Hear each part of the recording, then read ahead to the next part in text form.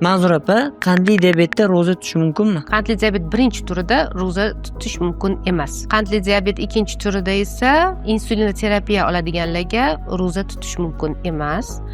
Agar qandli diabet ikkinchi turida buyrak, yurak yetishmovchiligi, agar buyrakda kreatinin tanachalari oshib ketgan bo'lsa, unda ruxsat bermaymiz. Qandli diabetda ayrim turlarida qondagi qand miqdori juda ham tez tushib ketadigan bo'ladi.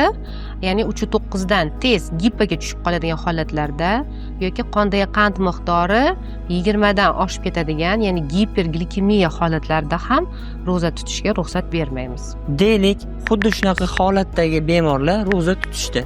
Ularda nima holatlar bo'lishi mumkin? Birinchi o'rinda ro'za tutganda insulin olgandan keyin tezda qondagi qand miqdori tushib ketadi. Koma holatiga, gipoglikemik koma holatiga ham olib kelishi mumkin. Agar ro'za tutdi, unda organizmda suvsizlanish ketadi.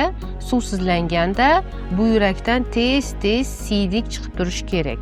Ana ularda vaqtida suv kirmaganligi oqibatida qonda kreatinin miqdori oshib ketish hisobiga keton tanachalari paydo bo'lib, ketoatsidozgacha ham olib kelishi mumkin. Ya'ni o'tkir buyrak yetishmovchiligi holati kelib chiqadi. Qandli diabet bilan og'rigan bemorlar albatta endokrinolog konsultatsiyasiga kelib, laborator va instrumental tekshiruvlardan keyin endokrinolog agar ruxsat bersa, ro'za tutishni keyin ro'za tutsalar bo'ladi.